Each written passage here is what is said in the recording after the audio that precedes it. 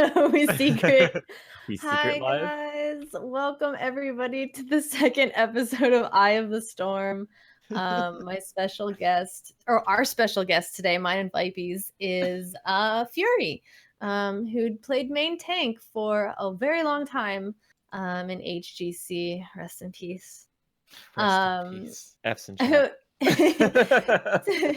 Today we'll be talking about tanking, how to tank, when to engage in team fights, what tanks are best for peeling, and just everything that can improve your gameplay if you want to get into the tank role in Here's the Storm, or any MOBA rather. So if you guys have any questions throughout the stream, definitely either at myself, at Vipey, or at Fury, or even Kagirii. I don't know if she'll be in the chat for a little bit. And we will try to answer as many questions as we can while we go through our little outline here. So Fury, tell us a little about yourself for a little bit. All right, as y'all know, I'm Fury, formerly LFM, GFE, Temple Storm, Murlocs, wherever you remember me from. Yeah, I used to play in HEC. Been playing this game for over 4 years now, coming up to 5 soon. And yeah, just ever since I started, I've been a main tank, and I've always loved the role of tanking, what they do, and just what they're capable of is, and how aggressive you can be is just my favorite thing for tanking. Yeah, or how aggressive you should be, depending. Should right? be, depending. Depending. Yes. Vipey, do you tank a lot? No, I see you mostly playing like melee assassins or ranged assassins. I specialize in ranged, or the only melee assassin I'm really comfortable with is my Ev, but I'm a mage player, so getting a little bit of a knowledge on like what can help me survive longer versus a bruiser or a tank would be fantastic, to be honest. Okay, so what we'll do is we'll get into all the nitty-gritty details about how to tank, and we'll also try and talk about the new hero, Imperius, which I'm assuming both of you have tried? Yes. Yes. Awesome. Okay, so in terms of tanks, I know with myself playing, in Team League and in Quick Match, a lot of things that I notice is that some people are afraid of when to engage and when to start a team fight. So let's talk about that. Let's talk about how, as a tank, you know when your team is able to successfully start a team fight and, win the team fight. Okay. Go ahead. Do you want me to start? Yeah, go ahead. You're the expert, man. You're the Okay. tank man. I guess the first step is choosing which tank you're gonna play. So there's a bunch of tanks in the game right now. Even Bruisers have a way of engaging too, but like the warrior slot, there's plenty of heroes that have different kind of ways of how they like quote unquote engage. So you have, Diablo's been really popular. I think he's still probably the best tank we have right now. So his style is like just charging in on one target, focusing them down, and then like pretty much telling your team, hey, like we're going in this target, like, please follow up your damage and CC on this one specific hero that I'm engaging on. And then if you're Diablo, you're in there, like you're committed to like just jumping in, and it's like if your team's not backing you up, then you're pretty much just dead, and it feels pretty bad. I mean, he's kind of like the one tank that can really take out a hyper carry like Orphea or Vala, like in two tries. Like literally one combo will obliterate somebody from existence. Like that's one of the main heroes, and his kind of role in a way, right? Is just to get in there and just do that. You know. So there's a lot of different like styles like the tanks want to play for each hero. So you have Diablo who's just going in. I'd say Muradin's just like him. You just kind of jump in, pick one target, everybody focus that. Then you have someone like Stitches where you're not really like jumping in on them. You want to like pull them with your hook towards like your team, and basically you're positioning more safe. Like you're not being as aggressive forward. Unless you get like putrid bile, then you want to just kind of be in the middle of everyone, just getting all the bile everywhere. So like, Stitches, you're playing more back a lot. And then also we have Mal'Ganis and like Garrosh are they're really like they peel the melees a lot better. Like, Mhm. and I'd say Arthas too. They're really good at like engaging only on the front line. They have a little bit hard time getting to like the back line, like Diablo Mm. Murden can do. So if you're picking Garrosh and Arthas and what was that, Mal'Ganis, mainly you want to be engaging on whoever's in front of that, like your target. Like if the tanks in Mhm. front of you, then try and start engaging on them. Or like if their off lane is in front of you, just start focusing that target. So really it depends which tank you pick, and then looking at their comp and seeing, all right, I can only hit the front line, so I'm going to engage on their tank with, whichever tank you end up picking. So it's a lot of strategy with whichever tank you pick, and then looking at their comp and seeing what Mhm. you can do next. So when Now, it comes, oh, go good. ahead. No, go No, ahead. it's when it comes to like Mal'Ganis, like I can play a tank or two when it comes to having to play one. Mal'Ganis for me is, do you still feel like he's kind of like a first pick or a first drafted hero, an S tier kind of play, or is he still kind of like an iffy now? Because he seems easily countered as of recent, at least in Diamond where I'm at. Yeah. I made a tier list. What was it, like early November? Like in the middle Mhm. of November, I made a tier list for like kind of like Hero League, Team League players. It's just so like what heroes I think are strong. And I put Mal'Ganis. He's gotten a lot like nerfed. So Mhm. I'd say he's probably A tier, S tier being the best. Mhm. So I think he's still a really good hero, but I don't think he's nearly as overpowered as people think he is. Even Mhm. back Mm. then, I don't think he was as strong as like Diablo. I think Diablo's been S tier for the longest time out of any other tank.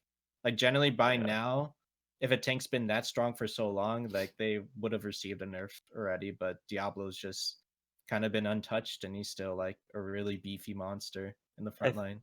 I think he just has a really there's a very thin line of nerfing him and taking away his playability, because Hmm. he just his whole entire kit is just get in there, do a combo, and that's it. If you take away even one of those talents that gives him a reset on something, it really takes away that flair of that hero and makes him almost unplayable. Because considering most other tanks have a wide range, I feel like of either sustain or CC, he kind of really just has that interrupt in a way. I feel like his kit has everything. Yeah, it's Literally, if you like, out of all the tanks, his kit has every single type of silence, stun, just everything. It's like it's so he's counterable, but it's really annoying to play against him. well, it's Yeah. funny. It's funny. I feel like back in the day, it was like, "Oh, you're missing souls. That's great. You're really weak." Oh, but now it's like you can miss your souls and die, and then come back and get souls within like 2 minutes in the game. When it used to be like, "I'm gonna go farm for about 30 minutes, BRB." Like, Ow! Yeah, back You when we just had fell off my don't chair. hurt yourself. 200 souls maximum. Yeah. Used to be a good talent. Hmm. It was. I mean, he's a really. I mean, I honestly was really. I like non-meta picks, talent wise, and I love that Lightning Breath became like a Mm. really prime pick, because it is rather interesting to find a ability that puts a hero in such a very critical spot, makes them stationary. Yeah, they're unstoppable, but still, it's like if you have a hero that can just punish that, it's almost like a choice at this point. Yeah, Yeah. Blizzard's definitely done a lot of interesting like changes in terms of for tanks. Like, back then Diablo used to have Mhm.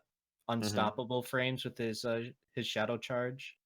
So Mhm. like you could not like stun him, you couldn't do anything. Like once he cast it on a target, like he's always gonna land it. So that used Mhm. to be strong. The Murden also had that with his dwarf toss. Is Mhm. used to be immune to all CC and everything, so it's just a free escape or free engage. The Mhm. biggest and scariest change that thankfully didn't really kill the hero was the Garrosh change with Groundbreaker. When I first read it, it scared me so much. I thought this hero was just dead and just you're not gonna be able to pick him anymore. But like Mhm. after my first reaction, like being worried, like and playing him in scrims and playing him a bit more, like it still ended up like he's still fine. He's still a good tank, but he's Mhm. definitely not as strong compared like when the Groundbreaker used to pull the target and not just stun them in place. Yeah. Mhm. So I want to talk about like what your role is as a tank. Naturally, it's to, peel for your team to be there to kind of absorb all of the damage, correct? Cuz like I know there's a lot of tanks that are, like you said, Fury, that are built for peeling, that are built for getting picks, that are built for, just taking all that damage like Diablo. So, how do you what heroes are, necessarily good for peel, good for like when do you know when you can, I have a lot of teammates who tend to kind of go off and like chase instead of actually, have that role of making sure that your DPS can get out, the most damage on the enemy team and get those picks. So how do you know like when not to chase? How do you know when you're chasing? How do you know what heroes to focus in a team fight? All right. Start off with what your role is as a tank, what you want to be doing. So let's just imagine, typical map a lot of people have played is Dragonshire. It's probably the easiest map to learn in terms of like what you should be doing as a tank. So early game, everyone usually just goes 5 mid, and you either have like a small skirmish or everyone's just kind of staring at each other and killing some minions, and then everyone disperses back to their top laners go top, and then everybody disperses around to the other lanes. But generally, like on Dragonshire, as an example, like your job as a tank is giving vision for your team and looking Mm. for like opportunities for picks to like start a fight or just chunk them out a lot to the point where they have to back off, like either get healed by their support or tap their fountain, make them force them to use that cooldown pretty early. So Hmm. your job is you want to be sitting in bushes a lot of the time and then making sure you have eyes on where they are rotating. So you want to make sure, on Dragonshire, okay, they cleared the wave ahead of us, but I'm watching them in the bush safely. There's four rotating bottoms. So top, you're completely safe. It's 1v1. Go ahead, brawl if you want to. Try and start winning that lane. So like that's one example that's key. That's pretty important for what your tank should be doing is like making sure your offlane is safe. Your offlane can play the way he wants to if it's like aggressive or just pushing the wave, and then once they push the wave, they can look to rotate mid to like, have a 5v4. Like there's a Hmm. lot of things like that tank should be doing for their team that's really important, which is like granting vision and making sure your team can like rotate through like bushes safely and not just like, face check by themselves and suddenly they're dead. And it's like, all right, well, we had no vision there and you just kind of Hmm. face check, so now you're dead. So I'd See, say the that's yeah, the go most ahead. important thing is just like giving vision for your team and just knowing what their team is doing and then funneling that information to your team.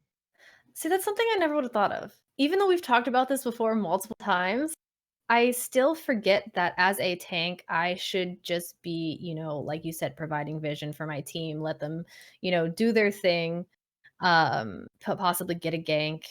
Like that's just something that I never would have thought of. And I don't know why. Like I never I love tanking and everything. And I especially love the whole, peel aspect because I play a lot of Johanna and a lot of Muradin. Um and so I just never thought that, like giving people vision would probably be like one of the main things that a tank should do.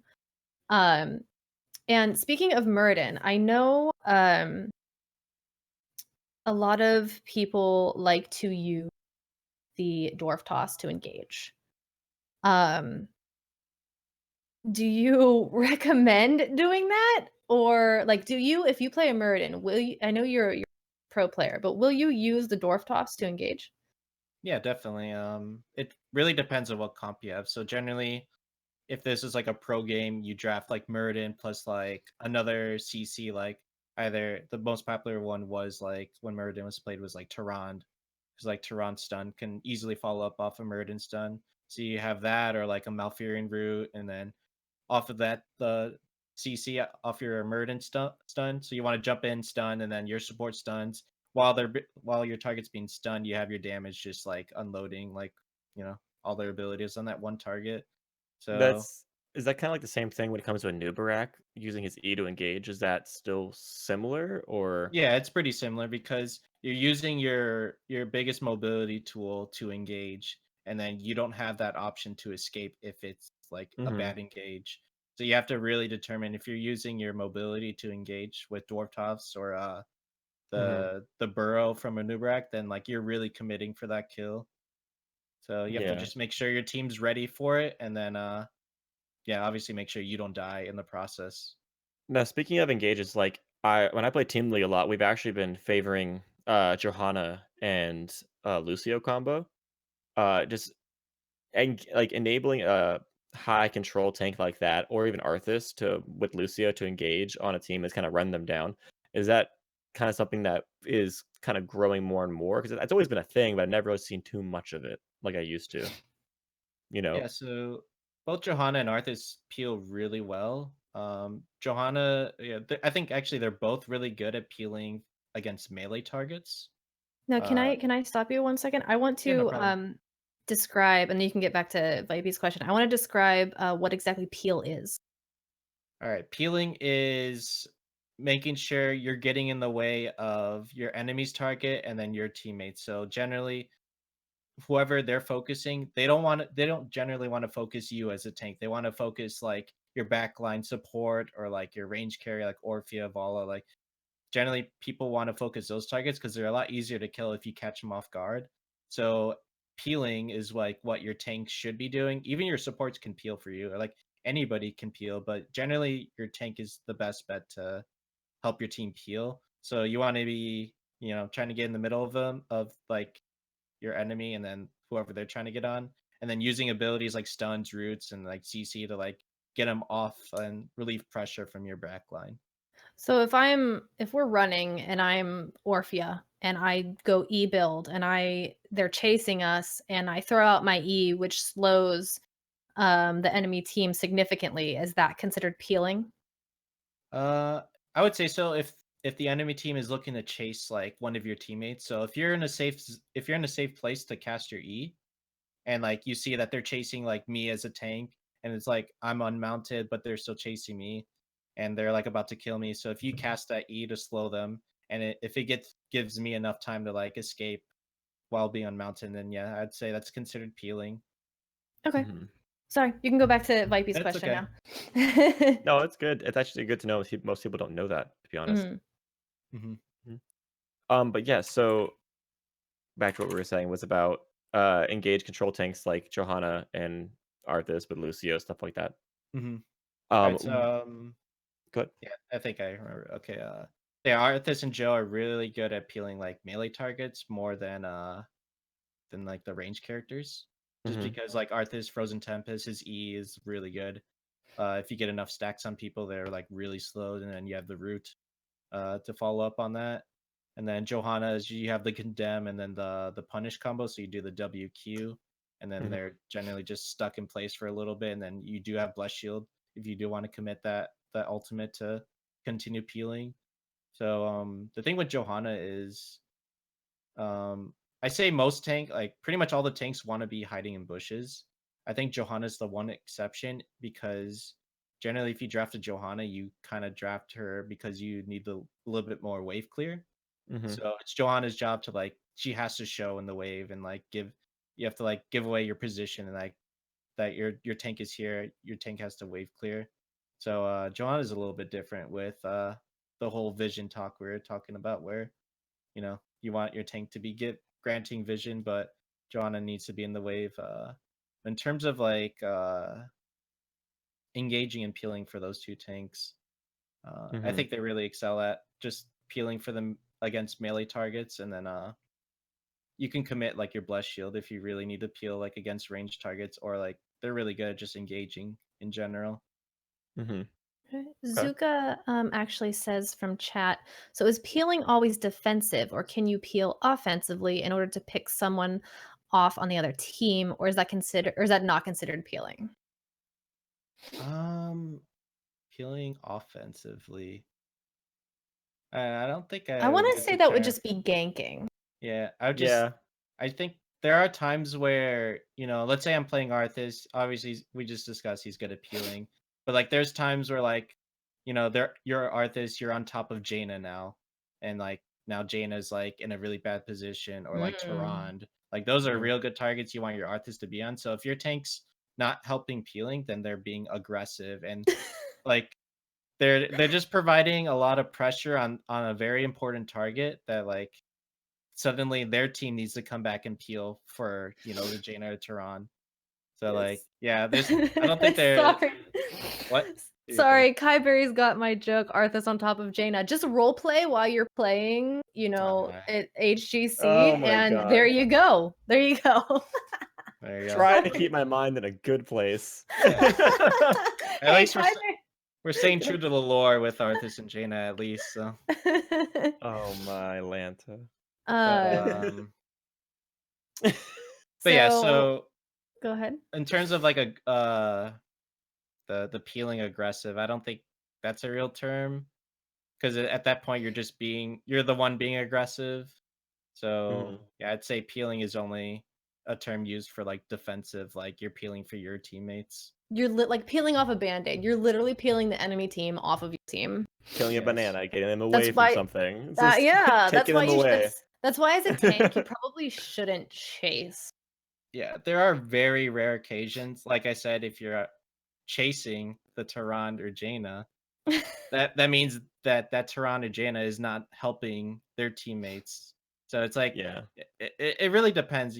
It comes with a lot of practice. If is me chasing this target 1v1ing alone the best call right now, and is my team going to be okay without me being with them to peel? So you kind of have to make a judgment call. It's like, all right, because like in pro play, I'd always call if I'm like on an important target and I'm 1v1, I can solo kill this person within like I don't know 5-10 seconds alone without like none of them peeling for that target. Then generally I would call like, all right, I'm on this target. Just letting my team know I cannot come back. I'm not coming back to help unless like they absolutely really need it. So generally they would say like, okay, you're fine, like keep going and stuff like that. So they'd kind of like make sure and let me know like what I'm doing is like really good and it'll like help us win a team fight or something like that. So I think I think we're kind of closing up on this topic, I feel like, but I want to kind of get a general idea, at least for myself. What would you consider like top 3? I would say top 3 melee peel tanks and top 3 range peel tanks. Like for backline for yourself. What would you consider the top 3 out of each? Oh boy. All right. Melee is Johanna, right? I think I'm Johanna, gonna Arthas, I'm gonna pull up a list of all the tanks real quick. I have it on the side here. So Prepared. I love it. top 3 peeling for melees, I would say definitely Arthas, ETC. I know ETC is a little weird, but like once you get his level 4 talent that lets you keep booping, and then his level 13, you just keep like booping people for like days. So any melee, like it's really hard for them to do anything when ETCs just keep spamming loudspeaker. So yeah, I'd say Arthas, ETC, and then between like Johanna and like maybe Mal'Ganis. Mal'Ganis pretty good only because of the sleep. Yeah, the sleep. You can sleep a lot of targets, and like if they're asleep, Such an then annoying target. yeah. So I'd say those 4 Go to heroes bed are now. pretty good at melee targets. I need Peeling- IRL Mal'Ganis. Go to sleep. Go to What? sleep. It's gonna be okay. Oh my god. Peeling against range. That's a little bit harder. What Then I about guess Muradin for range Yeah. with his Q boop? Yeah, it's good because it's a range stun. So It's like a gap closer, kind Yeah, of so, too. If you're chasing. like Muradin's pretty good. I mean, in a way, you can peel their range is just like applying pressure on those range. So like if you're Diablo, Muradin, even Tyrael is really good at pressuring backline, like on the enemy team. Now, we mentioned melee. I want to go back to the melee peel. A lot of the melee peel tanks have AoEs. Is that, do you think, obviously significant of a melee peel tank? Because I mean, like what Warforged Speed said in chat is Diablo isn't good peel, but he can peel, but he's not as good because all he has is his single target toss, right? Yep, you only can peel one target. Just like Garrosh, if you want to toss target away, you can only toss one target. So that's one way if you're having trouble deciphering between a peel tank or a hard engage tank. and that's, you know, if they have, I'm assuming, an AoE form of peeling. Yep. Mhm. Ow, I hit my mic, sorry. Um, so I actually want to answer some of these chat questions from Yeah, chat. no problem. Mr. Ibis says, as far as engagements, is the tank essentially the shot caller for when fights should happen? If so, what are you looking for in a good engage? So I'd say probably 90% of the time, yes, it's between.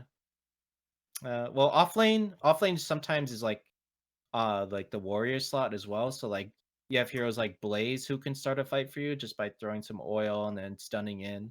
So like they can, but generally like yeah, you want your main tank to like be the one that starts the engage and you know, shot calls like I'm going to this target, follow up and stuff like that.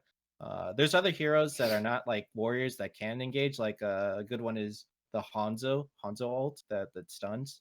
Mhm. A lot of teams would The start, arrow? yeah, the arrow. A lot of teams would start fights with that. So that's a way like, you know, a non-tank can start an engagement for the whole team. But Mm, yeah, there's not too many ranged characters that can do that. But yeah, mm. generally you have your main tank, the one shot calling and engaging. And what I was the second usually, part? if I'm on Johanna, I usually have like it's what are you looking for in a good engage? Okay. Usually when I'm on Johanna, I use my ult to engage, like hard engage. Like, all right, they're all stunned. Now throw out all your AoEs. But yeah, so what are you looking for in a good engage when you are a tank? Yeah, so I guess speaking with Johanna, I think she's obviously really good at peeling. We discussed that, but for her hard engagement, if you want to engage with Johanna, I don't think it's as strong until level 10. I think it's very essential. You need the Mhm. bless shield, and then in rare cases, if you want to troll with falling sword, you can. That's still like an engage tool you can use. But yeah, I until you get those ults, like she can't really hard engage, compared to like other tanks like Diablo who can just like charge in there. I kind of just roll my face on my keyboard when I play Johanna. I don't know what I'm doing. I'm like, this is fine. Everyone's condemned. I'm gonna hit you with the mace. Like, she's a really good hero though. Like when she first came out, that's all I played tank wise. Like, she has good control, especially Yeah.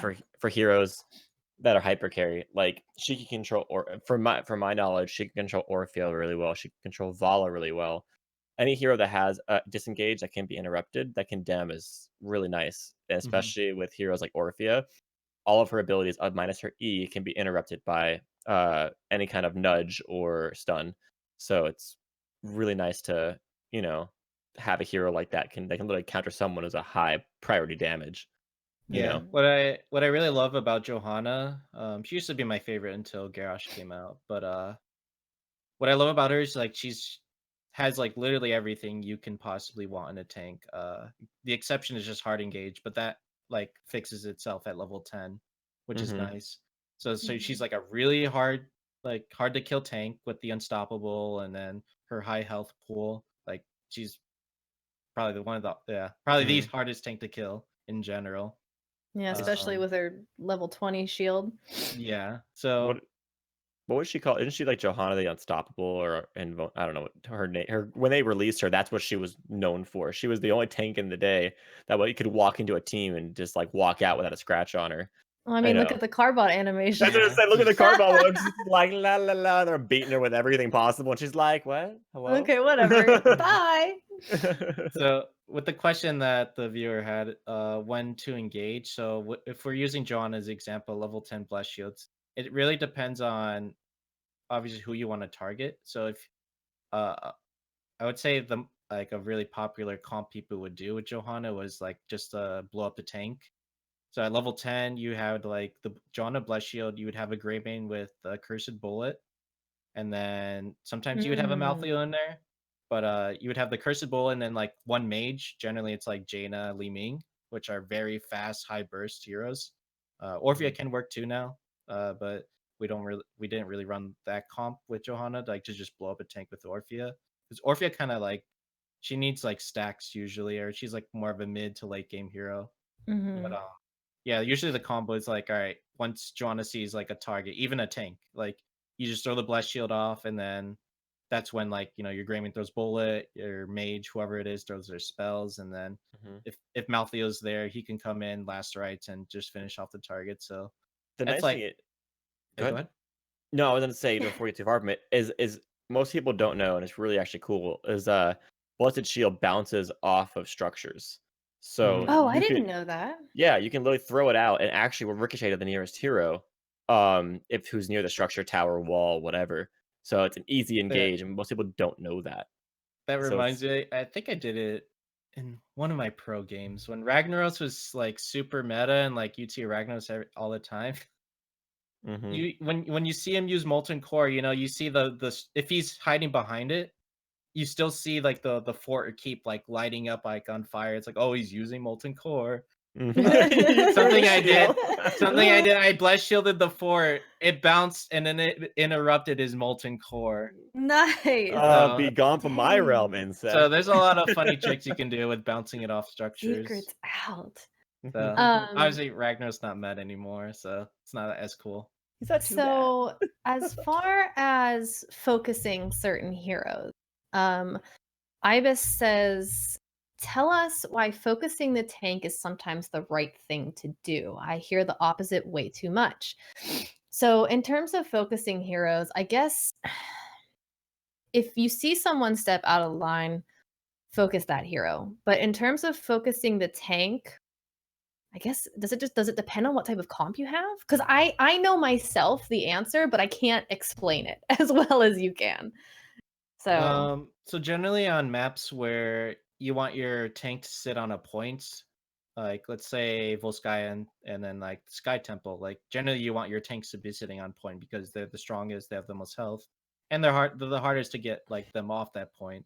So let's use Volskaya as an example.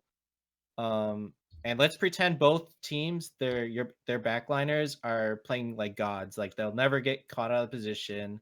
Like they're not gonna do anything silly and like just YOLO in. Like they're gonna just play the way they should be playing. So like a standard 5v5 on like a Volskaya point. Generally it's good to like that's when you want to be hitting their tank because they're the ones that have to sit on the point and they're the safest ones to do so. So if your damage is like hitting their tank and then suddenly their tank is really low and they can't stand on the point, they have to get off. And then that means if you want to contest the point, you need another either your offlane if he's a tank to step on, or you might have to put like a squishy hero to hold the point if you really want to contest that point. And then that's where you can start focusing that squishy hero like, and that player will usually drop pretty fast. And yeah, that's when it's really good to pressure a frontline is to basically force them off an objective. And then once they're low enough, like they can't really engage back in, they need some time to like heal up and then they can come back to like tanking for their team. One thing I've noticed when playing a tank, mainly Johanna, because that's all I play as a tank, is a lot of the times in team fights, I will notice the team fights that we lose, even if we are ahead in XP, we are all focusing on different. It's like we're all focused on different heroes. It's like a bar fight. There's one person focusing the bartender. There's one person focusing, his friend over there, and it's just like chaos.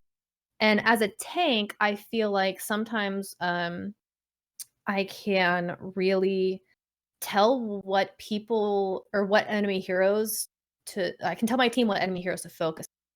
So if we all focus on one person, we're more likely to blow them up and then just slowly cripple them from there. So if their tank is low or really far out of position, you can focus that tank. And if he's low on health, definitely finish him off because then that leaves their entire back line open and you just easily go in and just, win the team fight. But that's just from experience. So I don't know. Writing down in my notes, take Kagirii to bar when there's bar fight. We good. Focus this guy. Real MVP right here. I think you want me to as well. I'll pick the right target, and we all. Yeah, he'll flip him to you. Like, there here, we go. Pick the chair up and start. Maybe I'll throw Kagirii at them. So coming down from that, Kling asks, as a tank, do you always have to go all the way to the enemy's backline or just engage and CC the nearest target? Yeah, like I say, it really depends what comp your team drafted. So like the Johanna example I gave, like, with Gray Main and then the mage, like you want to be focusing the front line a lot. But there are comps where your main goal is to just go past the tank to get on their back line. So heroes like Anubarak, Tyrael, Muradin, Anubarak and Tyrael are really good at it because you can at level 10 you can web wrap their tank and then just hard engage on one of their backliners, and then generally while you're pressuring with like a noob engagement after a web, like no one really has the time to break you out of web unless like you have the really good tools like a Leaming Disintegrate that could quickly break someone out of web, or like a Tassadar W. But generally, like against a Li Ming, people know like he counters noob web wrap. But generally, if you know what Li Ming is as a noob, you want to web wrap and then immediately start digging on the Li Ming so she can't sit there and cast a Disintegrate. So a Nubrak's good, and then you have Tyrael that also dives. So what Tyrael does is he swords in, then he provides movement speed to anybody who's with Tyrael after he takes that sword. So generally, comps people would run with is like Greymane. Kerrigan's really good with Tyrael. Just like a bunch of heavy, like aggressive, like melee characters. Tracer's really good. That's a good range to dive with hero with Tyrael. So yeah, it really depends what style comp you and who you have to kind of know. Are we focusing the front or are we going to go focus the back line? And then you have to wait and see when do we have the tools to do it. Like with Joanna, you bless shield at level 10. You're like, all right, everyone chill, guys. We're not going to the back line until maybe level 10. Then I can safely hard engage with the bless shield if I catch that person in a position. So you just have to really determine what heroes you draft, when they get their tools to engage, and then who Yeah. who can get to the target that you're focusing, and you have to make sure everyone's on board with that. I like to say that like the reason why Heroes of the Storm is so complicated is because I feel like a lot of people just want to go in and fight despite the strengths and weaknesses of their team comp and of their heroes. So I feel like if you really want to get good at Heroes of the Storm, you have to understand the strengths and weaknesses of your team. And you have to play to those strengths and weaknesses. And if you don't, that's where you might fail. Like Fury said, you can't really hard engage or, get the backline until level 10 if you're Johanna. So you have to know that if you have a Johanna on your team, she's not going to get really, I mean, she's already powerful enough, but she's not going to get very heavily powerful until 10. So I just feel like knowing is your best, bet at getting good at this game. And that's what we're here for. And that goes for everything too. Like I'm with you on that. When I first started playing this game, this is like one of the first MOBAs other than War 3 Dota that I played back in the day.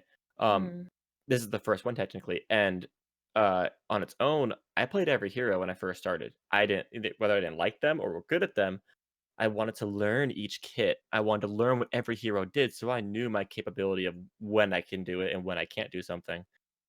And even if you don't play tanks, it's good to know what every tank does. That way, as a melee assassin or a range assassin like myself, knowing what your tank is capable of doing will help you overall protect yourself or help engage and capitalize on what they do. It's always good to know the knowledge of everyone else. Speaking of knowing, Malby88 asks, when is it okay to die as a tank? I want to say if your team is being chased. If your team is being chased and you're like the farthest back and you're trying to peel, I would say that's an okay time to die. But it also depends on, objective situation with HotS.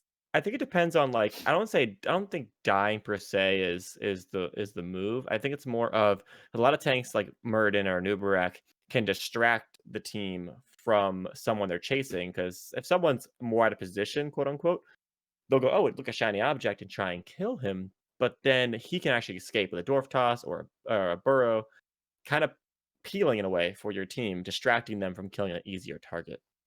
I don't think it would be dying per se. I think it's more of like a fake death, in my opinion. Yeah.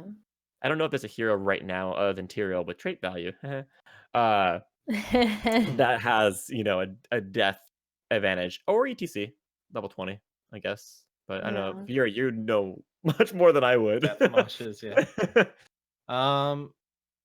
I would say if you're gonna be a really good tank, you only want to die in team fights. You never want to die getting caught out of position in rotations or off a bad pick. Like you have to just make sure if you're dying, it's going to be for a good cause. So generally, that best fits in team fights. So if you're the first one to die in a team fight, great, you did your job. Hopefully, that your team is getting kills and killing their tank or killing maybe a target you were trying to get on, like maybe that you set up before you died, so your team can finish off that target. So But generally, don't just go in blind and ball. yeah, Excuse me, yeah, don't ball. do that. Just make sure if you're Don't- engaging, make sure if you're gonna die that you're at least trading 1 for 1. Be smart. Yeah. Don't birdcage tank. Like, Be smart. If you lock trade, in. if you trade Bring 1 for protection. 1, yeah.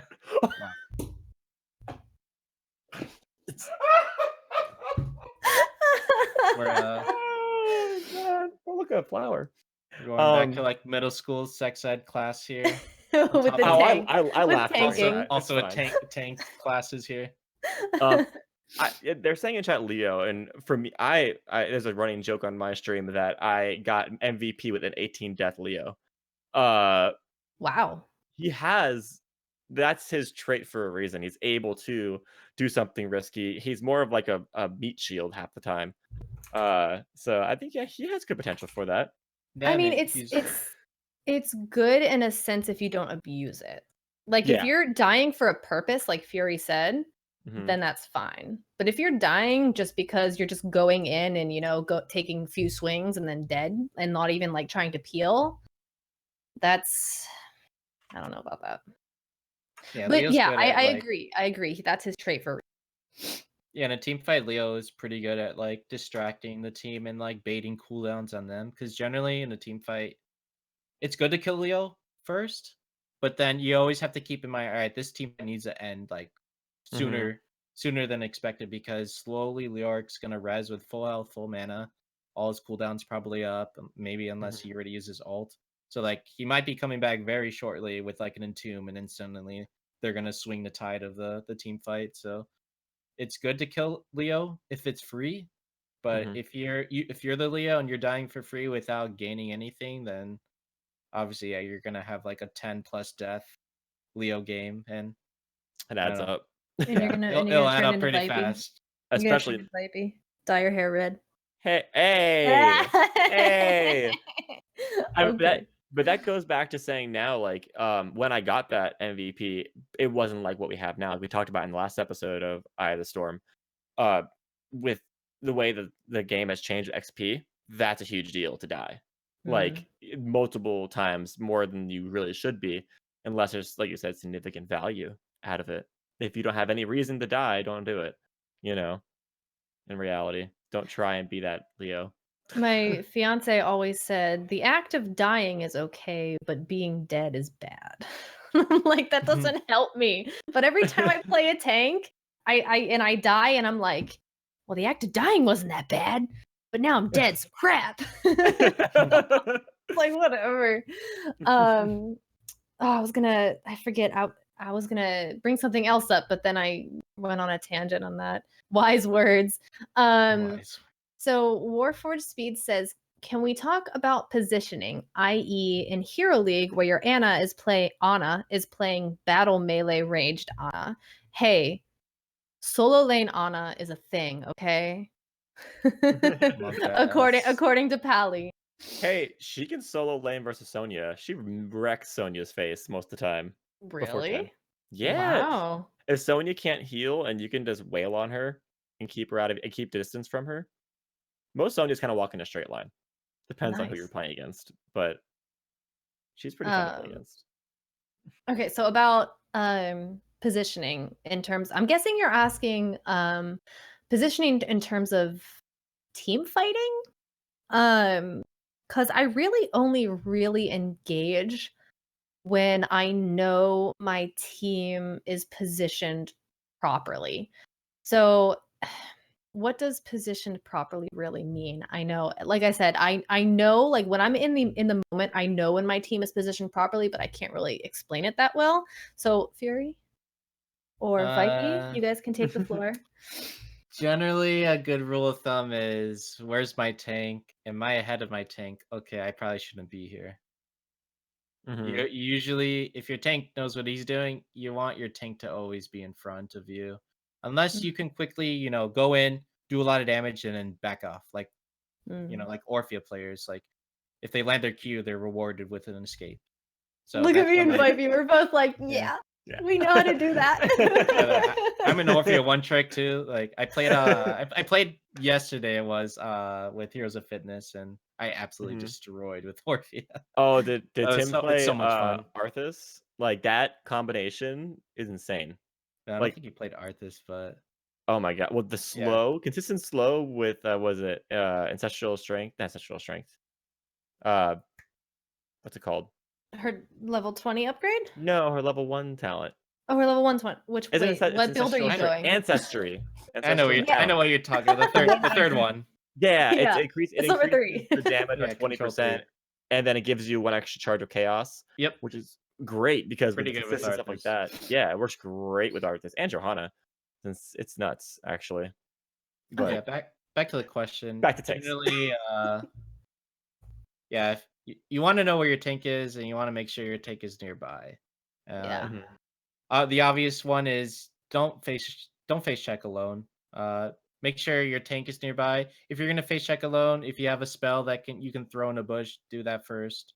If your tank is not there to check for you or provide vision. Um, Mm. if you have like a projectile, like I see a lot of Genjis not use shuriken in bushes when they have no eyes on the enemy tank. So all you Genji players, please just check the bush with shurikens. You It's have so three. easy. You have 3 charges of them. They cost 2 mana each, and then they all come back pretty fast. So please do Mhm. that. So I have another question. In terms of disengaging from a team fight and you are a tank, when is it okay to sacrifice said teammate and just let them die and instead of trying to save them? We've all been in this situation. We try to save someone dying, I and said no one. now we're two teammates down. Did I I would stump say Fury? what? Did I stump you? It's hard No. choices. It depends on who it is. Okay. If it's a tracer, I And just let her die. in your Hero League matches or whatever, if you're trying to do the event quest where you need an MVP or whatever random rewards, just let that person die because you got to keep your KDA up. Clipped. All trolling aside, trolling aside, you have to look at whatever tank you're playing. You have to look at your tools and see, all right, will this actually save this person, or am I just gonna end up getting killed along with the person I just tried to save? Because a lot of times you see people trying to help out, but then they end up also getting caught out, and then suddenly you have 2 people dead instead of 1. And Yeah. then if the next person's like, "Oh no, now I have to help the second person that helped the first person. I have to help too." And they're like, "Okay, now all 3 of them are dead. All right, now the enemy team can maybe push core or something." This is how horror films start. Like Yeah, Yeah. yeah, one If after I another. Yeah. And if I am a tank and I peel for you successfully, don't come back and try to save me because you will die. Trust me. But the entire enemy team happened to me more than once. The entire enemy team is chasing myself and one other person, and I successfully peel for said mage or melee assassin or whatever. Mhm. And they turn around and they try to throw out a few spells, but they end up having a Greymane on the other team, and then they just get blown up. And basically my peeling was for naught. So if there is a tank, it is okay for your tank to absorb damage. It is okay for your tank to peel for you and for you to escape. don't feel bad about it. Your tank is there to absorb the damage and die for you so that your DPS can, live. So don't turn around if I'm trying to save you. Just keep going. That's Now what I'm there's like. Go ahead. there's a common thing I've noticed with Johanna players, and I don't know if this is actually a thing or whatnot, but whenever you're trying to run away from the enemy team as a group, Johannas seem to want to use their condemn for no reason. They're like, "Oh, I'm gonna send a condemn," and it pulls everybody closer to your team, and they just do that. Mm. I don't know if that's actually a thing or just Johanna players need to stop doing that because it's You not mean a when good your thing. when your team is like low in health? Well, yeah, when you're retreating as a team and Johanna's running with you guys, not really peeling, then she condemns them Mm. closer to you. Well, It's like there is an upgrade to her condemn that adds no, or is that her Q? There's an upgrade that adds a slow to either her Q or her W. I just can't remember which one it is. I think it's her Q. Took mhm. you. I love this. Yeah, okay. Then forget what everything what I was gonna say, because I was gonna I don't know. I guess it's just that that aspect of like having an AoE and the ability to control multiple players all at once, but it's just not a good thing to do if your team is low on health. So I would say if you are going to try and peel with condemn and your team is low on health, there is a split second where they are stunned. I can't remember, but Mhm. I would either save your blind, because if you do that and your team is low, they're going to easily be able to catch up to your team and just blow you guys up. So Mhm. blind them as best you as best you can if you're going to use your condemn to your W. Or wait, am I getting mixed up with the names? Condemn is the W, yeah. Okay. Yep. Good. I almost forgot exactly what I thought I was. Never mind. Mhm. Yes, So use your blind though. Save your blind for the opportune moment. And I I would see. just Oh, go go ahead. ahead. No, No, I you was can gonna go. say literally what I was about to say is literally what Kagirii just ended with, so you're good. Like Yeah. the Okay. blind, use it strategically. Don't just blind people because you have it. Yeah. Yeah, Yeah. don't just use it for damage because it does like 10 damage. Yeah, Yeah. it literally is It's very nothing. minimal. You want to use it Mhm. to reduce like the amount of damage incoming on whoever they're Yeah. trying to auto attack. Don't try I and see. blind everybody. Just blind the person Yeah. that matters. Yep. Or blind a bush to give vision. Get that That works. information you guys need. Mhm. Mhm. I see a question chat that someone's been asking. Karnhawk asks, "How do you rate Blaze as a main tank at the moment as opposed to offlaner?" That's been a question for quite a while, probably ever since he was released. Mhm. So I guess the quickest way to answer that is, I think he works in both roles now. At the start, Blizzard did intend him to be a main tank and not an offlaner, Mhm. but the way his kit was when he first was released, he excelled really highly at the offlane, mainly because of his wave clear, and he's a very beefy boy, so it's hard to kind of like gank him and kill him. Mhm. So yeah, he still works in both roles. What I like him with tanking is the amount, like the oils, setting up like a kill with just like an oil and then you stun in. So it's Blaze's main tank is really good against targets that have no mobility. So if they can't jump out of the oil or anything like that, like a Hanzo D or a Leaming Blink, then like if you use it like on, let's say, Jaina's a good example because she has no mobility. Uh Aw. Poor Jaina, we're just picking on her yeah, today. Poor there's like the one Thermal. range I see that's very popular that has no mobility, that you could punish well as a tank. But Mhm. yeah, putting oil on heroes that have no mobility, like that's really good. Like it's kind of like having an Arthas like slow that you have two charges for at range, so you can kind of just make a line of oil, and then by the time your team can catch up to them because they're stuck in the oil for so long. But Mhm. Mhm. I'd say I'd put 50-50 with Blaze main tank and off lane. The reason why he's still being played as off lane is because right now in the off lane the hero pool is very low. So Blaze is still pretty good value in the off lane. And he still pretty much does the same thing that he used to when he was released. He has received a lot of nerfs for his off lane capability, but I think he still is a good off laner. He just has really good wave clear. He has good sustain. He has a high health pool. Yeah. He counters heroes that go into that lane like a Sonya or whatnot. They or at least equalizes it won't win it, but he'll be able to sustain in it. Yeah, For that matter. it's just the way the meta is right now that Blaze is still like forced to sometimes go into off lane. Mm-hmm. Mm. Poor Blaze. Poor Blaze. Warforged Speed asks, in addition to cooldowns, can I body block the skill shots to make sure they inch away as a tank? Like just body blocking skill shots in general. Is that something you should do for your teammates so Oh they yeah, don't take any definitely. damage? Yeah. Yeah, let's say so if you're fighting against like Li Ming and you have like a Sergeant Hammer, Yeah. what people used to do is like go glass cannon Li Ming with the missiles at level 7. I forgot the name of that talent. Which one? Um, Seeker?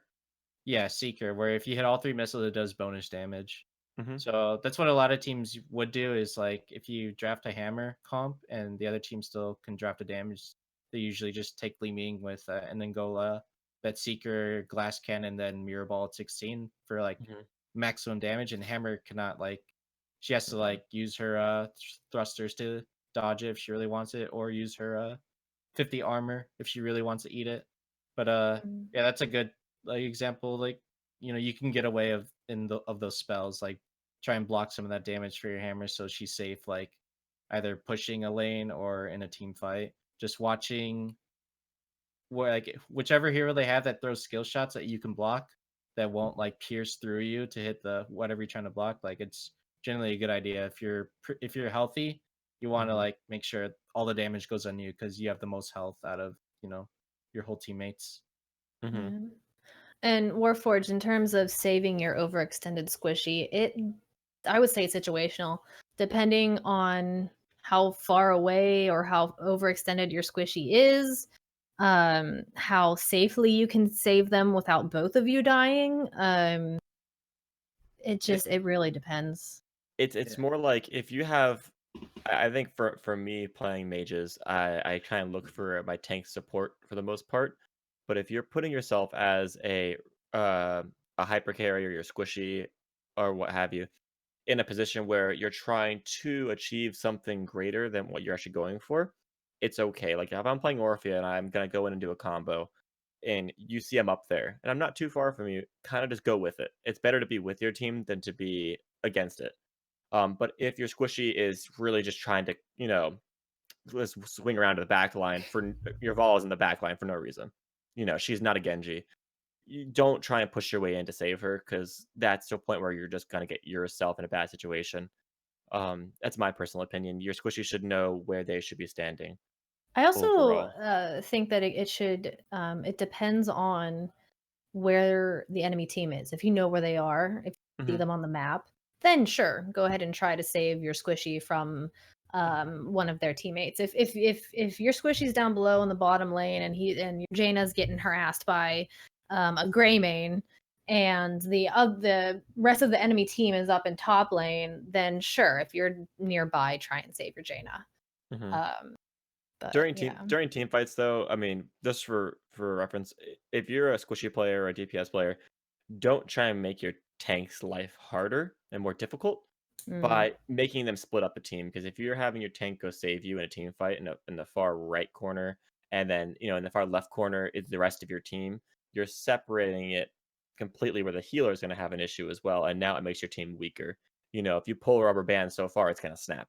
So Mm. remember, as much as a well-oiled machine as you can be, don't make someone's bad decision your bad decision. I guess what I'm trying to say. Mm. Yeah, it just really depends on honestly if you're playing Hero League, like what kind of player that person is. It's like Hmm. if he's just YOLO on Tracer, using all his blinks going in, doesn't have recall. If he's just Yeah. YOLOing in, like there's nothing much you can really do to stop him. Like maybe if they try to be aggressive once, they get punished. Like okay, like if they're thinking to themselves, all right, I won't do that anymore. But if they consistently like every fight, every engagement, you see your Tracer going in alone, then it's like that's just the way that Hmm. person is, and that's the way he's gonna play. Like you can try and talk them out of being too YOLO and relax a little bit, but sometimes you'll run into those people that just won't agree with you, and they'll just continue playing super over aggressive to the point where they just get punished and die, and then Yeah. ultimately just lose you the game, and you try and save them, but it's just almost near impossible. Mhm. So it just really Trust it. depends on players. Yeah. Cool. Trust in your Maiev players. If you have a good Maiev player, just follow whatever they do. If they go in, just follow them. Just follow them. They're crazy. Crying Hawk says, Fury, do you feel like the armor changes made an impact onto the priority on drafting Garrosh? I would say no. I think so. The armor changes was like an interesting idea Blizzard had. So they wanted to have like a section of tanks. Like, okay, Arthas and Joanna, you are really good against auto attackers. You're gonna have really high, uh, was it just regular armor? That's what they called it. And then Mhm. what was it? What was the magic one called? Spell armor. It's just spell armor, and then the Yeah. regular was just physical armor. Okay. Yeah, it's Mhm. physical armor, So spell armor. so That was they it. gave those two tanks good physical armor, while like Anub'arak got a lot of spell armor. So it's like, all right, Anub'arak, you're really good against mages, and so that's when like, all right, I have to draft. I see they have Raynor, so maybe Arthas and Johanna are going to be really good here, or even Mhm. way better than other tanks because of their bonus like physical armor. But yeah, they tried to like put the tanks in a different you have your tanks, but then nice. Yeah, you have your tanks, but MVP. but you have some tanks that just specialize against the enemy team. But now that they kind of took that away and just kind of gave everyone baseline like armor or just like Mhm. talents. So, like Anub'arak's, they took away his baseline spell armor, but added like a big bonus to his level 1 talent if you take the Nerubian armor, whatever that's called. Nice. Mhm. I heard that Kingdom Hearts. I know that. I Just know that ruining sound. everything. But yeah, so them reverting back, it's just in terms for Garrosh, I think Garrosh is just he's kind of just sitting in the same spot ever since all those armor changes. Like Well, he's got flat armor that's good against magic and physical damage.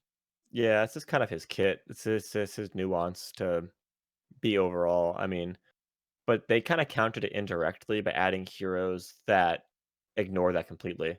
Like Orphea level 16, Dead Magic, completely ignores armor. So Mhm. it's kind of he has his countered measures, but his base armor is still pretty good overall versus everything. You Yeah, know. so with Garrosh, like his strength is just he's the tankiest one once he gets like below 50%. He has so much armor. That's getting like Hmm. to the 20s, 30s, and then once he's like super low, it's like 40 armor, and then there's a talent at 13 where you can double that up. So you can have a lot of armor, but like his weakness is he doesn't have as much health pool compared to the other tanks, but mainly Hmm. because of that armor. So they need to like really balance that out. Mhm. Hmm. So yeah, stuff. So with against Garrosh, like things like Malthael and Curse Bola and like Greymane level 16, the anything that has the Alpha Killer, whatever, like those talents are really scary for Garrosh because as Garrosh, you're really depending on your armor and then your Bloodthirst or whatever that W is called to like keep you alive in team fights. Hmm.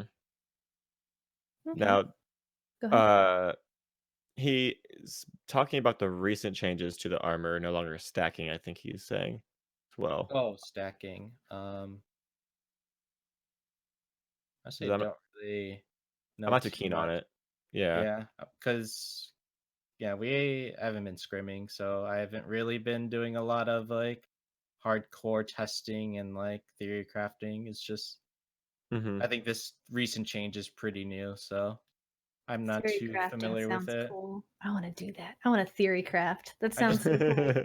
I just theory craft yesterday on my stream with Imperius, so That uh, sounds I cool. I do that with like every hero. Like we talked about earlier, it's like knowing what every hero does, their limits, like their weaknesses. Like Mhm. I do that mhm. all the time with new heroes because I think, especially as a pro player, you need to know this stuff. Yeah. Yeah. Okay. Back in the Go Oh, ahead. sorry. I would say back in the day, I actually used to when I used to play Tracer a lot. Sorry, Kagirii. Mm. I used to play her a lot back in the day. For some reason, my biggest counter was Lunara. I couldn't really go 1v1 versus her, so I would practice constantly just 1v1ing versus her with a friend who was good at Lunara. just to, test your limits. It's a good thing to do that, just to learn what you can do, what your capabilities are overall. So we have one more question, and then I want to move on to talking about Imperius. So one more question from a viewer is, what component of tanking would you say that a new or improving tank should focus on first, and what hero would be best played to focus on that aspect? Um, Uh, that's a hard question to answer. I would say if you, That's a good question, though. I yeah, it's a good question. personally, I think the good tank to start off with is like Johanna. She's kind of foolproof. Yeah, I actually have, let me get you something, Jaka. I have a tier list that I made on Heroes Hearth, um, of heroes that you can play, and I'm pretty sure I put a bunch of tanks on there. So, go ahead, Vipey, with your um, theory. I would say, coming from my point of view, I don't play that many tanks, and if you ever see me in Hero League or Team League, I will point out and say I don't play tanks, but I will if I need to. Uh, for me, Johanna's a good go-to. She's really simple and easy to understand her concept of her kit. She's an early alpha hero, so she's very basic. No offense to her, but she is. With how do you play her? Um, if another good one would be ETC. He's in, like I said, he's in a weird spot, but he still has his, at some low ranks, he is very, very crippling to the enemy team. And another one that I would say personally for me, I always go to as well is Stitches right now is really fun. If you want to have a really high sustain hero, he doesn't do too much peel uh, per se, but he is really fun and engaging for your team if you pick like Bile, stuff like that. Hmm. Yeah. So looking here at the all the warriors, I'd Pretty say accurate. top 3 for a new player wanting to learn tanks and the easiest to start learning. Definitely Johanna number 1. She just has, and she's also a really good hero, so that's definitely like a must if you want to start playing tanks, is learning to play Johanna because of how strong she is. Then Hmm. I'd say Arthas and Muradin are, their kits are really like, it's easy to learn. The hardest thing is just for Arthas landing your roots, and then Muradin landing your storm bolts. Once you start getting used to like, their missile speeds, their travel time, and then the ranges, like once you learn that, like you're pretty much golden. The rest of his kit is pretty straightforward for both of those characters. So I think those 3 heroes are really good to start off with. Hmm. That murder was an assassin. I mean, yeah, once you get really, really good at him, you can make him an Yeah. assassin, which in Hero League, when I have to pick Muradin, I'm like, all right, we're gonna do the most damage of this game. We're gonna get 50 Stormbolt stacks at level 1. Hmm. We're definitely going Haymaker instead of Avatar. But you can only do that once you've really like mastered that hero. Hmm. Yeah. He's got to remember too is the evolving of ranks. When you rank up, the meta is going to change for you. Yeah. So you got to remember that what works now is not always going to work then. But most of those heroes are pretty much across the board just fantastic. So Yeah.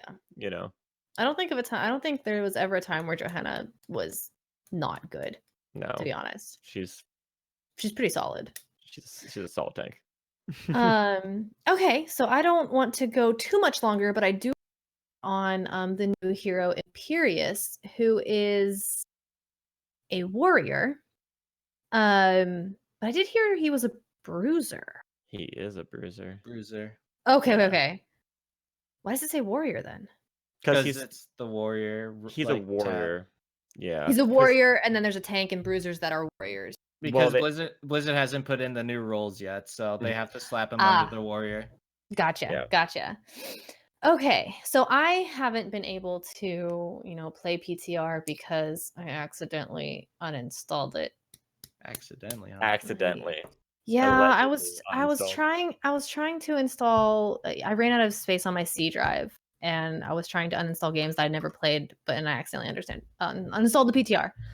But so, you both have played him, correct? Yes. 8 games. Okay, good games. So tell me about him. I want to know. I want to know everything Um, about Imperius and how you can capitalize on his builds and what his strengths are, what he does in terms of team fighting. So go ahead. I guess I could start with my Mhm. first thoughts of him. Not a tank.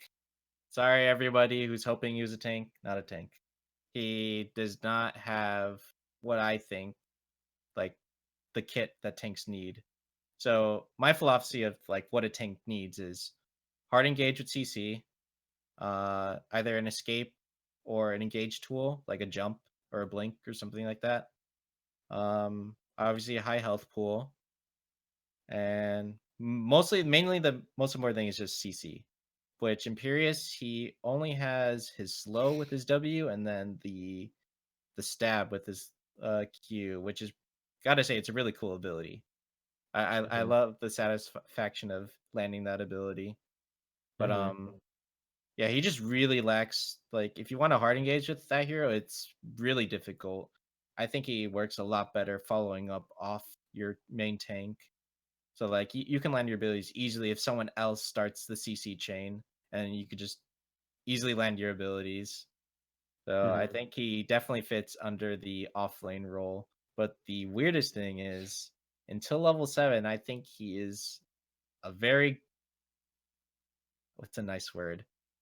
Trash hero in the off lane until 7. Mainly because right now in the meta for offlaners is you want to Mhm. wave clear or you want to How really sustain. like out sustain and beat the other laner up so they can't clear the wave, and you want to be in between the wave and then like the hero. You want to make sure they can't get to your wave to wave clear basically. Mhm. But Imperius, I don't know. It's hard to tell right now because I never got a chance to like 1v1 in PTR like an off lane because suddenly there's like 5 people top and it's like it suddenly turned like an ARAM top lane. It's just Yeah. PTR things. Just PTR when you play PTR, you're never gonna get your standard lanes and comps and all that. So it's always weird games, but it's just there to like practice the hero and learn about it. But Mhm. so he lacks a lot of wave clear until level 7, and his like all his abilities, like if you cast every single ability on a wave, you don't even get the minion wave to half at level 1. It's insane. Yeah. I have a feeling I already get Ariel and Tyrael mixed up when they're in games. Like I've had an Ariel in my game once, and I kept calling her Tyrael just because she's a freaking angel from Diablo. Mhm. But I know I'm gonna start mixing up Tyrael and Imperius. Are you saying all I just angels know look it. alike? Wow. Yeah, Woo. I'm gonna pick Imperius, and then starting to like try and use Tyrael's moves, and it's just gonna go into chaos. That was the one Um, reason why they changed the draft portraits to standard artwork. Oh, yeah, that's right. So because a lot of Mhm. people couldn't figure out exactly what heroes were which, since some Yeah. heroes have some skins of other heroes. So KTZ, Leo, yeah. Maiev, Lunara. Yeah, Yeah. I mean, my impressions of him when I first played him is he's fun because I'm a mage player. I played him like a mage, which scares me because of what he's supposed to do. Mm. Um, you can do a really nice combo.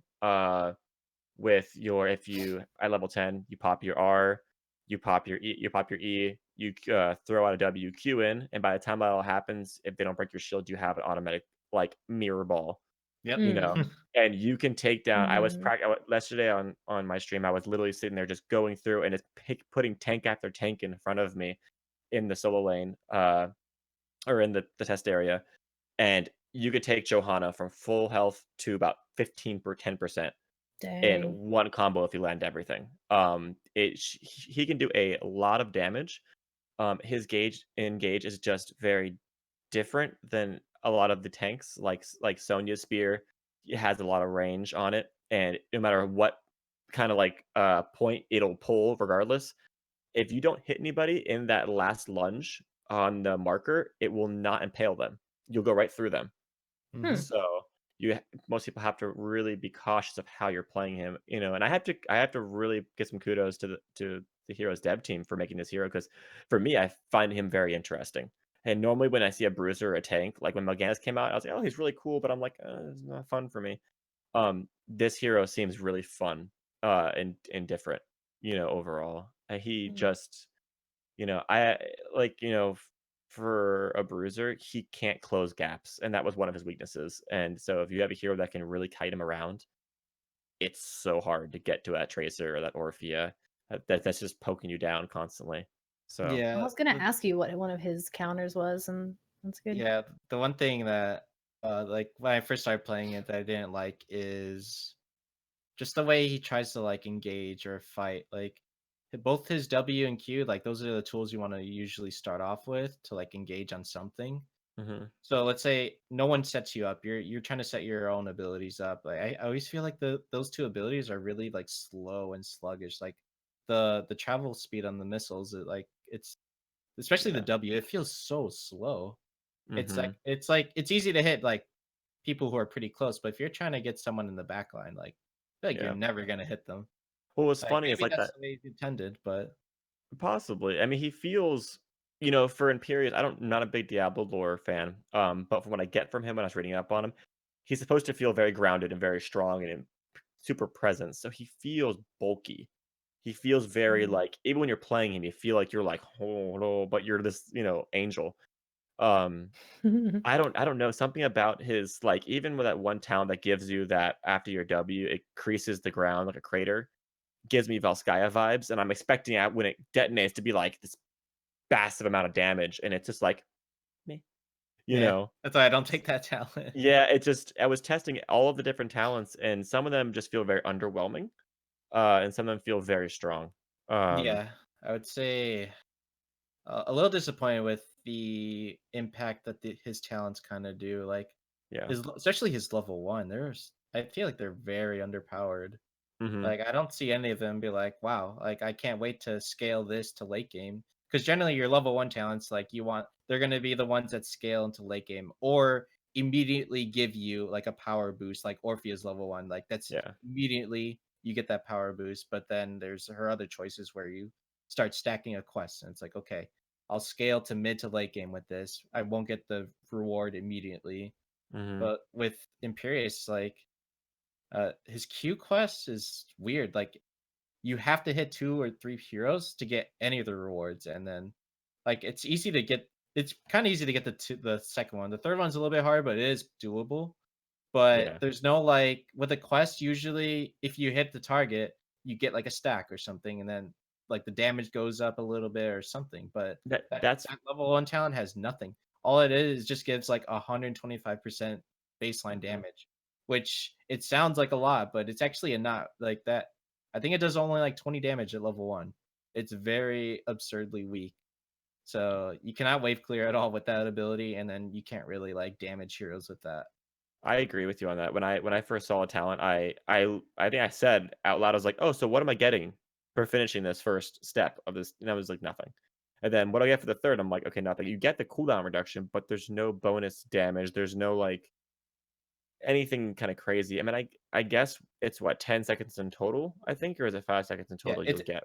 it starts off its baseline 10 seconds. Both the second Impaling 2 and 3 heroes give 2 seconds cooldown each. So it's a 6 second cooldown if you finish all of Y- it. yes. I feel like he's kind of a setup hero. I feel like he has a really good self sustain for. I feel like he is a bruiser that's in a punish melee. Yeah, So is Um, he's he definitely more really late good against game? melee. Um, I would say level 7 and then forward he's good. Okay. Before that, I feel like it feels like the variant treatment where you need to yeah. hit a specific talent tree to like really do your job. Hmm. So, is it okay if I post a link to a build I made from Heroes Hearth in chat? Yeah, absolutely. Go ahead. All right. Hmm. In the So chat. once stream catches up, 5 seconds. There's a link to. I made a very quick guide on Imperius, my like the build, my quick notes on it, like very fast build I made. I'm gonna peep that. So yeah, go for it. Yeah, you guys can all check it out. But the most important thing for an offlaner is wave clear, and he doesn't get anything till level 7. So the level 7 I have for that talent build is a activatable 18-second cooldown. Your next 4 autos will cleave, so splash around. So and it does like your auto damage, so it just spreads around your autos, which is pretty good damage. So until level 7, you get that talent. Your wave clear is like it's non-existent until you get that talent. But once you get that talent, you can actually match other heroes who actually have good wave clear. As long as you have to position properly to cleave as many of the minions as you can, because you only get 4 swings every Hmm. 18 seconds. But what's also nice about that talent is actually, it's good for team fighting as well. If they're stacking up, then you get like a bunch of bonus like autos on everybody. I feel like he's the the hero we all really wanted. Like he actually really enables frontline heroes. Like to count, kind of like work with a Kerrigan or an Alarok. Somebody to Mm. actually kind of give them more of an advantage. And especially with I think it's level 20 talent, you even put it on your build too, is that shield you can get from it is actually really nice. For even That that talent is so busted. It's it's OP. just yeah, it's literally like an Ariel shield at level 20, but 1,000 times better. Yeah, it's Like like it's that and like Storm Shield like basically. a drop the But beat. yeah, it's kind of like a Storm Shield that can be rewarded for, having that shield still on you. So Hmm. like for those who don't know, his heroic where grants him a huge shield, then after 3 seconds if it's not broken, you're able to fire like swords at people like a Leeming mirror ball basically, which does Hmm. a lot of damage. But the level 20, it gives like about half of the shield to your teammates, everyone who's like close to. I imagine the range is probably like around where Tyrael's W shield is. So they have to Hmm. probably be kind of close. And then after 3 seconds for your teammates, if their shields don't break, like each of your teammates fire one projectile sword at the closest target for them. So Mm. it seems Insane. pretty good as a level 20 upgrade. Hmm. Like far superior over the other ones for sure. The one cool thing about his Q is that even if the heroes are staggered, if you get them in the vicinity, it will line them up perfectly. So you could literally finish an all-out quest for him if you're strategic about it. Like like the possibilities with that Q is kind of cool. Mhm. Um, but I find his ability to get out of a fight is very very difficult. Oh yeah, it is. Um, Once you're in there, you're pretty much like you need a lot of help to get out if that's what you want mhm, to do. mhm, I do agree though. I think out of all of his abilities, Q is definitely the most appealing for me, and mhm. I think it's a lot of fun. And that using that ability will determine if you're a good Imperius or not. I think. Oh yeah, and I think it's kind of. I mean, even though it's the lesser of two ultimates, the I forget what it's called, the falling sword style one. Oh, Um, the Gorge, Falling Sword, and Judgment. Okay, yeah, the combination, all in one. yeah, Yes. it literally adds a really cool finesse because my brain's just like imagine you get like a 4-man mosh for some reason, and then the one person who can stop it's out of the mosh. You're just like, oh, let me help you get into this. It's cool. It's the practicalness of it is not going to be there, but it's just a really interesting combo of all these heroes in There's one. a lot of troll funny things you can do with that ability. So Mhm, the people who don't know, Imperius has his other alt, not to shield. You charge up for like 0.75, which in my opinion is kind of slow. mhm, It's a little bit hard to hit that ability unless they're already like slowed or stunned. Mm. So once you charge up, you have your little wind up. You hit the first target, and then you pretty much just throw them up in the air with you. You're doing the seismic toss from like Pokemon, like grabbing them with you into the yes. sky. And then you're able to move while in the air for like a few seconds where you want to like land with that target. And once you land, they're stunned. So a lot of funny things you can do. I did this on stream with Dark. We were just playing on Warhead. And basically he tossed down a nuke once I said, "All right, I'm using my ult," so pretty much I have to land my ult, otherwise we just wasted a nuke and look like a bunch of noobs. But so he tossed down a nuke, and then I grab somebody, I pull him towards the middle of the nuke that's already casting, and then I impale them to keep them in there, and then Mhm. we end up killing somebody because they're stuck in the nuke. That's So crazy. you Nice. can also do that with like Diva. I want to see like Diva bomb with that ult combo. I could see that being pretty funny. Now I wonder, now you say Diva ult, I wonder if that actually will eat the ultimate, because I know Gorge doesn't. If you gorge it and you pull, it will detonate inside of you and anyone Oh around yeah, you. I wonder. Yeah, if you can Oh just wait, grab will it and it? go. Yeah, I'm pretty sure you can grab it because the bomb acts like a hero. So you can gorge it, but you won't eat the damage. But I But wonder if you'll actually take damage if you're in the that's what sky I'm with it. that's what That's I'm wondering. hilarious. Is if it nullifies this. Oh, now I'm gonna be doing this after this. Oh my god. Oh Yeah, my goodness. interesting. See, when I first thought that with gorge, I'm like, oh wow, you can gorge it. I wonder if you can just Just completely nullify explode. damage. You just like take all the damage. I'm like, well, that would have been really cool, Blizzard, but you missed out. So I'm really hoping Blizzard doesn't miss out on this one because Oh my there's gotta be goodness. some ways to like counter the Diva bomb. Besides, like, I don't know, if you're Garrosh against Diva, you just toss the bomb away. I wonder if I've it seen works as an active. Ariels like Oh, whip it just whip out of it the way. away. Yeah, there's like a Yeah. small Yeah. handful of things you could do against the bomb to like, Mhm. just position it in a different way to save your team. Yeah. I'm I just think that'd be so cool. I'm wondering if it's like an active stasis, because it kind of pulls you off the map completely, both of you. So I'm like, Yeah, it kind of seems like it's just like it's a like stage dive that you're controlling. yeah, it's kind of like Alex Stras's Cleansing Flame. She's there, but she's not. I'm Yeah, wondering if that's like how it the works. Junkrat ult where you're a Yeah. bomb. Oh Mm. god, my brain. Yeah. Theory crafting. All right, Uh, guys. Does anybody else from in chat have questions for us about tanking or engaging in team fights or anything else? Let us know. Thank you all for joining us. I would just want to, make sure we don't go over our time here. But do you guys have any last minute things? Fury, tell us where where we can find you on social media. All right.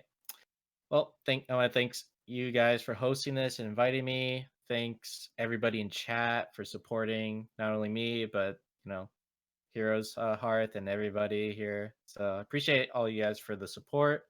You guys can find me on Twitter at FuryHots, and then you can also find me on Twitch with FuryHots. So sticking with one name, trying to get it all around so it's all the same. So it's very easy to find me. You can probably just Google that, and I'm sure you'll find me.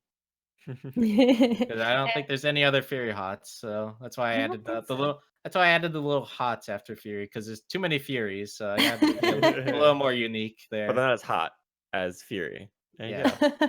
go. And Vipey, where can we find you on? You can find me on Twitch /Vipey, or you can find me on all social medias, Vipey an underscore afterwards. Yeah, Everywhere on the web. and you will see us regularly here on Twitch every other week, bi-weekly. We will be bringing up more content for you in terms of new heroes, gameplay, and any questions you may have to better yourself in MOBAs and in Heroes of the Storm in general. We will answer some more questions offline. Like Ibis has a question about anchoring, but again, I don't want to go over our time. But I want to answer all of your questions. I promise. We'll figure out a system to get in more questions and have them prepared from viewers before we actually go live. But thank you both, Fury and Vipey, for joining me. Again, you can visit us here bi-weekly on Thursdays on the Heroes Hearth Twitch channel every Thursday night at 7 p.m. PST. What is that in CST? That is 765 CST? Oh, Right? CS. 2 hours behind? 9 CST. Oh, it's ahead. There you It's go. 10 We're at EST. 9. Kaiberry's got it. All Math. right. Thank you guys so much. And we will see you next Thursday, or not next Thursday, 2 Thursdays from now, which is the 17th. So yeah, we will see you then. Bye, guys. Have a good Bye. night. Bye, guys.